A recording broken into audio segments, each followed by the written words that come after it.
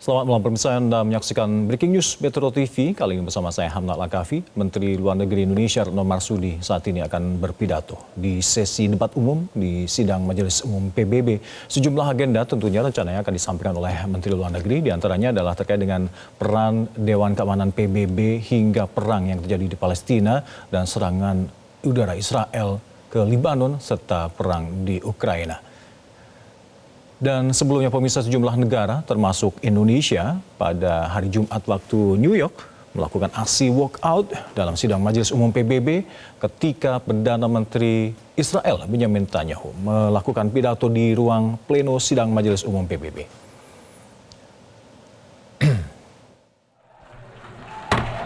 Order, please.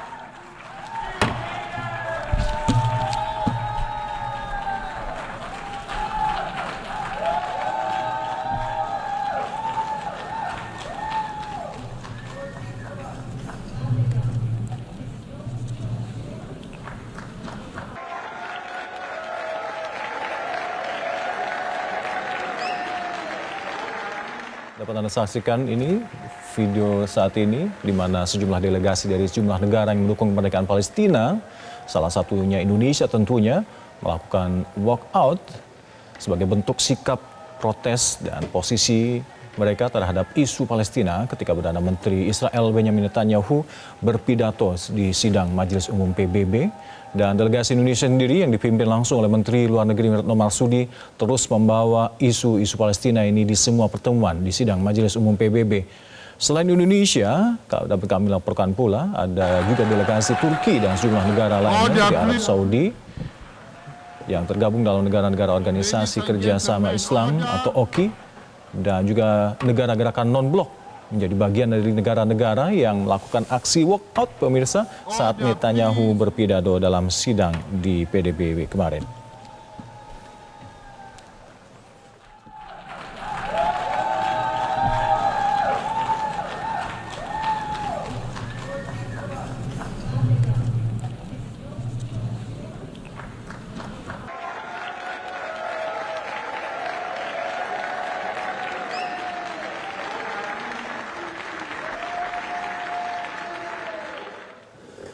Sementara itu pemirsa, Menteri Luar Negeri Republik Indonesia Retno Marsudi hari ini rencananya akan menyampaikan pidato dalam debat umum di sidang Majelis Umum PBB New York, Amerika Serikat.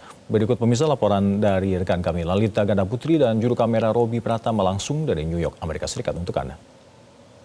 RI Retno Marsudi hari ini tanggal 28 September 2024 akan menyampaikan pidato dalam General Debate atau debat umum di sidang Majelis Umum PBB New York, Amerika Serikat.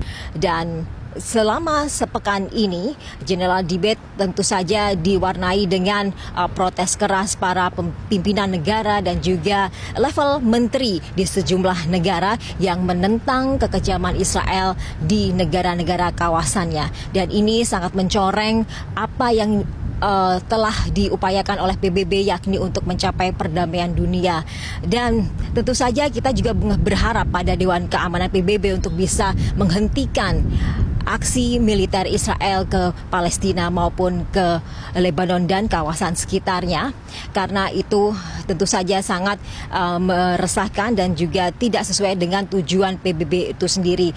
Kita ingat sebelumnya dalam General Debate yang disampaikan oleh pimpinan Palestina pun juga menentang keanggotaan PBB pada Israel, karena Israel tentu saja tidak pantas untuk menjadi anggota PBB karena menentang perdamaian dunia. Dan senada juga apa yang disampaikan oleh Menteri Retno Marsudi dalam forum-forum internasional yang dihadiri selevel menteri dan juga pertemuan-pertemuan bilateral yang dihadiri, terus menyuarakan upaya Indonesia untuk memerdekakan Palestina dan juga upaya untuk mewujudkan two-state solution atau solusi dua negara. Dari New York, Amerika Serikat, Lalita Ganda Putri, Robi Pratama, Metro TV. Pemirsa, tadi kita sama-sama menyaksikan laporan langsung dari rekan kami Lalita Ganda Putri yang ada di New York, Amerika Serikat, dan kita langsung menyaksikan kondisi terkini yang ada di sidang Majelis Umum PBB, di mana sesaat lagi Akan kita saksikan bersama. Menteri Luar Negeri Republik Indonesia akan berpidato di depan sidang Majelis Umum PBB, dan saat ini dapat Anda saksikan perwakilan dari negara Mali yang tengah mengutarakan sikap dan pendapatnya di depan sidang Majelis Umum PBB. Kita saksikan bersama. Commend and recognize the wisdom of His Excellency, the President Abdelmadjid Tebboune, President of the Republic, the Democratic People's Republic of Algeria. On August 29, 2024, during a visit to the south of Algeria, you had said that Libya, Niger, and Mali were brotherly nations which you supported and would never harm. The Malian people were not surprised by these remarks, which eloquently demonstrated your Pan-Africanism, like that of your celebrated predecessors, including late President Abdel Aziz Bouteflika, affectuously nicknamed Abdelkader Mali. After his establishment in Gao, and the commitment made by Malian authorities through the following actions: offering Malian territory as a rear base for the Mujahideen, thus opening up a southern front, taking part in armed battles against the French colonizers, deploying Malian combatants alongside Mujahideen on the Algerian territory to defend the freedom and dignity of Algerians, defending the Algerian cause and all diplomatic institutions until they recovered their independence. However, it is our duty to call to your Pemirsa, sambil kita menunggu saat Menteri Luar Negeri Retno Marsudi akan menyampaikan pidatonya dalam debat umum di sidang Majelis Umum PBB di New York, Amerika Serikat, dapat Anda saksikan tadi perwakilan dari negara Mali yang tengah menyatakan sikap dan pendapatnya. Dan sebelum kita bergabung ke New York, Amerika Serikat kembali, kita akan mencoba mengulas terkait dengan apa yang terjadi dan dinamika yang terjadi di Timur Tengah, khususnya di Palestina dan juga Lebanon. Pemirsa, akankah pertemuan sejumlah negara yang saat ini memang tengah mengikuti sidang umum PBB, akankah ini mampu meredam suasana panas yang saat ini terjadi di Timur Tengah, terutama setelah terbunuhnya pemimpin tertinggi Hizbullah, Sayyid Hassan Nasrullah? Kita akan tersambung dengan pengamat Timur Tengah. Ada Teh Dina Sulaiman di sana. Teh Dina, assalamualaikum. Waalaikumsalam, Mas Alta. Suara saya terdengar? Dengar dengan baik suara Teh Dina. Terima kasih waktunya malam hari sudah bergabung bersama kami di Breaking News Metro TV. Teh Dina, seperti apa menurut Anda peran dari Indonesia, khususnya yang dilakukan Menteri Luar Negeri Ibu Retno ini di sidang PBB saat ini, khususnya dalam membawa perdamaian di Palestina ini? Baik, ya tentu perlu suara yang ini ya, perlu suara-suara yang terus menyuarakan dukungan kepada Palestina. Dalam hal ini semakin banyak negara-negara, semakin banyak perwakilan negara-negara yang menyuarakan hal yang sama dalam sidang Majelis Umum PBB, tentu akan jauh lebih baik.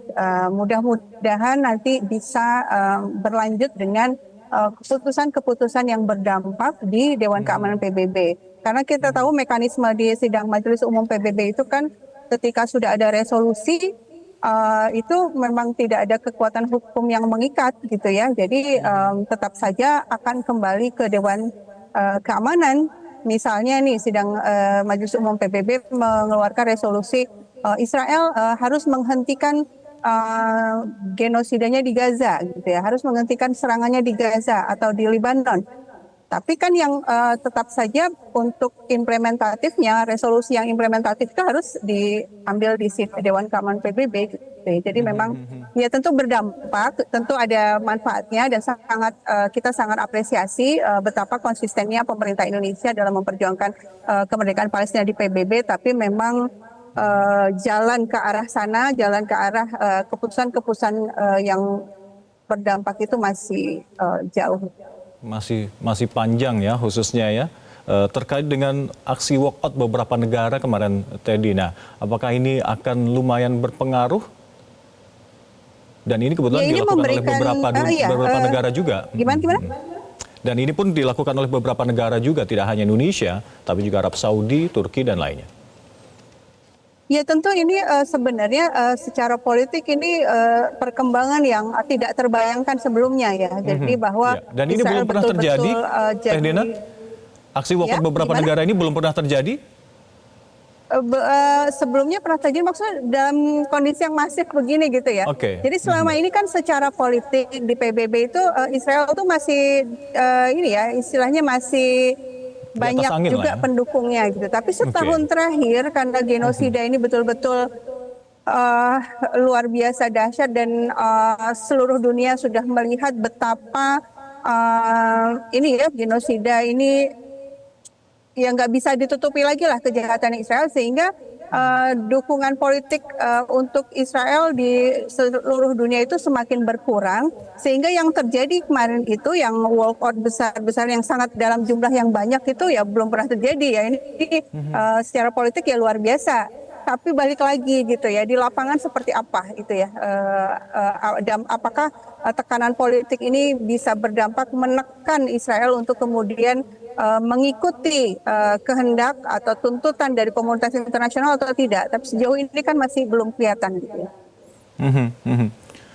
Teh Dina, terkait dengan kekejian yang dilakukan oleh Israel di Palestina dan kita lihat bersama saat ini genosida dan serangan udara juga tidak hanya dilakukan di Palestina namun juga telah meluas ke Libanon. Bagaimana Anda melihat peran PBB saat ini? Ya itulah sebenarnya saya sering kehilangan kata-kata ya kalau sudah ditanya soal peran PBB karena memang mekanismenya itu memang tidak demokratis dan ini yang disampaikan oleh Bu Retno dalam pidatonya yang sebelumnya ya di depan Dewan Keamanan PBB ya mekanisme di PBB itu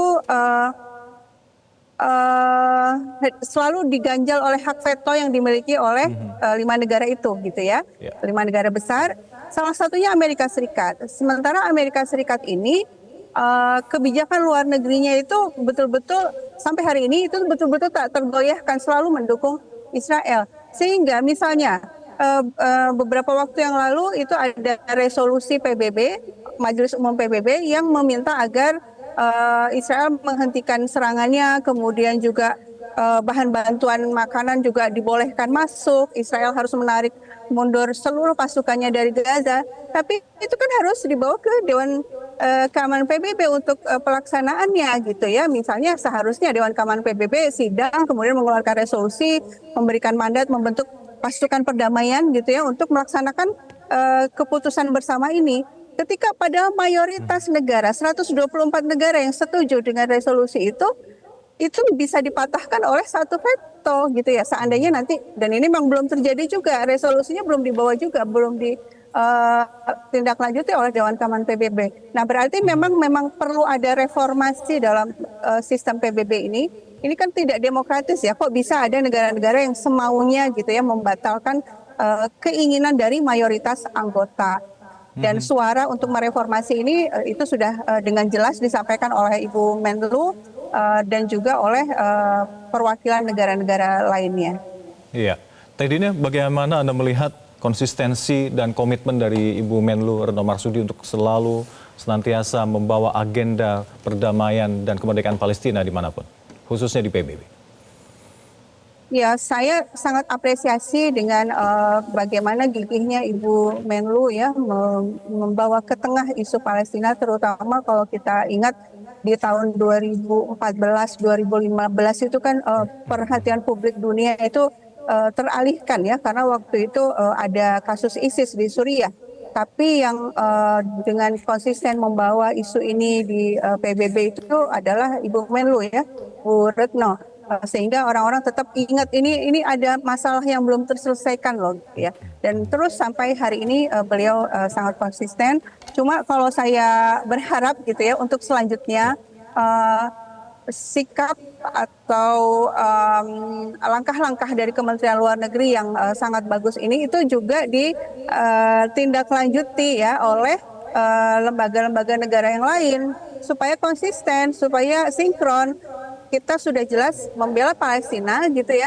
Nah, lembaga-lembaga negara yang lain juga harus mengambil langkah-langkah yang sama. Misalnya tidak membeli barang-barang tertentu dari Israel atau mencegah adanya perdagangan Indonesia-Israel. Karena apa tujuannya apa ini? Karena kita untuk menghentikan kejahatan Israel di Palestina, itu salah satu caranya adalah dengan melemahkan ekonominya. Kalau ekonomi lemah kan nggak punya uang untuk perang, karena dana perang itu sangat besar. Nah, saya harap kementerian yang lain juga sinkron ya dalam kebijakan-kebijakan mereka disesuaikan dengan apa yang sudah dilakukan dengan sangat baik oleh Kementerian Luar Negeri. Jadi Anda melihat meski sudah jelas komitmen Indonesia, khususnya Bu Menlu Retno Marsudi untuk selalu mendukung kemerdekaan Palestina, namun ini tidak didukung oleh lembaga negara lainnya. Dan masih ada ruang bagi Indonesia dan Israel khususnya untuk dalam tanda petik bermain mata di sini. Ya kan datanya terbuka ya bahwa ternyata tingkat perdagangan kita dengan Israel ternyata tinggi juga gitu kan, dan bahkan ada lembaga negara yang diberitakan membeli alat penyadap dari Israel. Nah itu kan lalu juga membeli senjata dari Israel. Nah itu kan sangat disayangkan ya. Baik tadi sesaat lagi kita akan menyaksikan langsung bagaimana Ibu Menlu Retno Marsudi akan menyampaikan pidato di sidang Majelis Umum PBB. Kita saksikan bersama. Bismillahirrahmanirrahim. Mr. President, this is my last opportunity as the Foreign Minister of Indonesia to represent my country to speak before the UNGA. A decade of so many challenges, but at the same time, a decade of Indonesia many contributions in addressing global issues. One of them is Palestine. Indonesia cannot, I repeat, cannot sit back and relax, seeing the injustice that continues to be committed against the people of Palestine. Indonesia is and will always stand with the people of Palestine to attain their right to have an independent state of Palestine. As I speak now, more than 41,000 people in Gaza have been killed. Situation in West Bank, Lebanon are deteriorating. Is that not enough? Is that not enough? Will the Security Council only take action to stop Israel atrocities when all Palestinians are displaced? Or when 100,000 Palestinians are killed? Or when a regional armed conflict breaks out? That will be too late. PM Netanyahu yesterday mentioned, and I quote, that Israel seeks peace, that Israel yearns for peace. Really? How are we supposed to believe that statement? Yesterday, while he was here, Israel conducted unprecedented massive air attack on Beirut. PM Netanyahu wants the war to continue. We must stop that. I repeat, we must stop that. We must pressure Israel to come back to a political solution for two-state solution.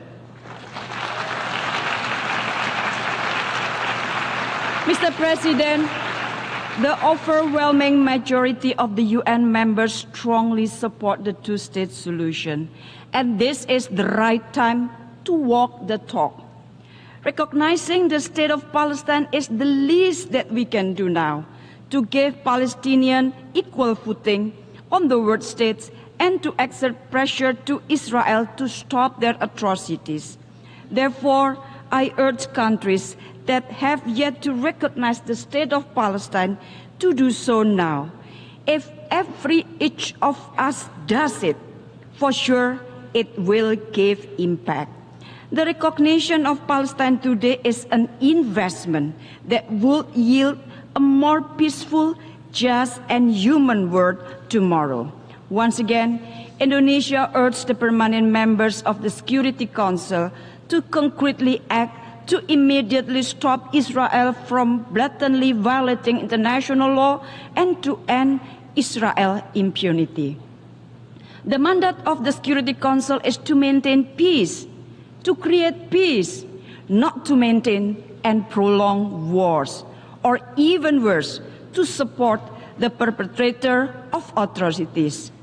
Inaction means complicity. colleagues, wherever Indonesia goes, we carry the voices of the Global South. Indonesia started this commitment in 1955 when Indonesia hosted the Asia-Africa Conference in Bandung, Indonesia. The Bandung spirit of equality, cooperation, and solidarity will always be alive to inspire the Global South to gain their rights, including their rights to development. That is the spirit that we need if we want to have a global leadership where moral virtues are the compass of our business.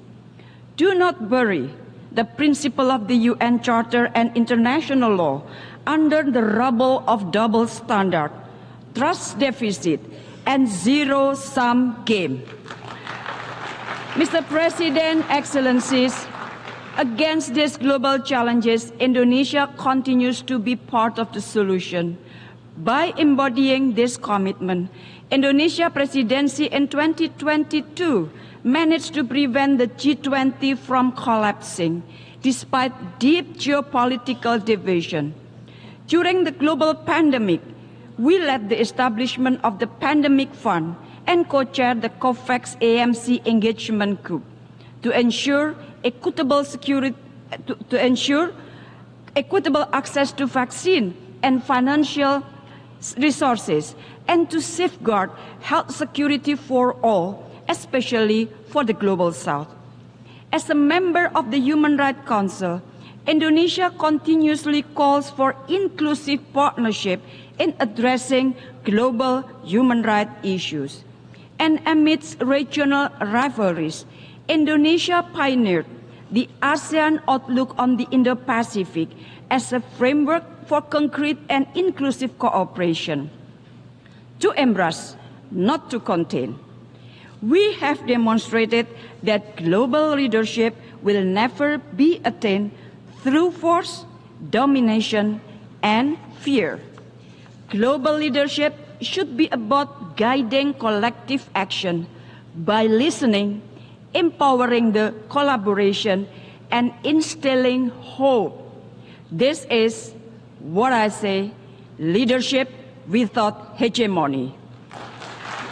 Mr. President, Excellencies, to attain this vision, we must focus on three key priorities. First, advancing peace through inclusive leadership. Multilateral system should be reformed. The UNSC must be an inclusive space for peace, where a wider range of voices can be heard and timely decisions can be taken for our collective good. Without peace, our effort to attain global goals such as the SDGs will remain a dream without reality. Indonesia is committed to contribute to global peace by being one of the largest troops contributing countries in UN peacekeeping mission and remain firm in our proactive role to counter terrorism. We also strive to ensure that peace we are promoting will be inclusive by advancing the Women, Peace and Security agenda, contributing to women empowerment, including pursuing equal access to education to women and girls in Afghanistan. Investing in women is investing in peace. Empowering women is empowering prosperity for all. Second, ensure a resilient future for shared prosperity. Indonesia believes in a future where all nations thrive no matter how big or small. But the global pandemic and impact of climate change has shown us all that to prosper together, we must work together. Therefore, the implementation of the Pact for the Future is important to accelerate the achievement of the SDGs and scale up partnership and sustainable development even beyond 2030. At the same time, geopolitical tensions have also significantly impacted global supply chain, affected the development trajectory of the Global South, many of whom remain unable to freely exercise their right to development. In this context, Indonesia has taken proactive steps. Earlier this month, Indonesia held the second Indonesia-Africa Forum to enhance cooperation in international supply chains and connectivity and build collaboration in preparing for the future challenges. Indonesia also hosted the 10th World Water Forum, I repeat, the 10th World Water Forum this year. We believe that water is a crucial element for shared prosperity. And third, building bridges to foster global collaboration. Colleagues, a winner takes all and take it or leave it mentality should no longer exist when collaboration is the only antidote in addressing the global challenges of today. For Indonesia, a world where the only option is us versus them will only result in the world of us or them. Global solidarity and collective responsibility is the essence of the Bandung spirit, and this spirit guided us through our G20 presidency in 2022, chairmanship of ASEAN in 2023, and continuous effort to voice the aspiration of the global South. Indonesia envisioned a world where nations collaborate together to address shared challenges, uphold international law, and protect human rights and dignity of all people. In Southeast Asia, ASEAN with 650 million people has proven that diversity can coexist with stability, peace, and prosperity. Indonesia also continues to work with ASEAN to restore peace and stability in Myanmar through implementation of the ASEAN 5-point of consensus and to enable the safe and dignified return of the Rohingya people. Beyond ASEAN, we also continue to deepen our engagement to the Pacific region to become part and parcel of an inclusive and peaceful Indo-Pacific architecture based on the principle of solidarity, equality, and mutual respect. Mr. President, colleagues, peace, justice, and humanity will always be at the core of Indonesia foreign policy. Indonesia understands that the global leadership is not something that inherited, nor does it fall from the sky. It must be earned through our collective efforts. Rest assured that Indonesia's commitment toward common peace, common prosperity, common security will be carried out forward across Indonesia's successive administration. It is in this spirit that I'm proud to announce Indonesia's candidature for a non-permanent seat of the United Nations Security Council for 2029-2030. This candidature reflects our deep commitment to contributing toward global peace and security. So, colleagues, let us work together to build a legacy of peace for our future generation. I thank you very, very much.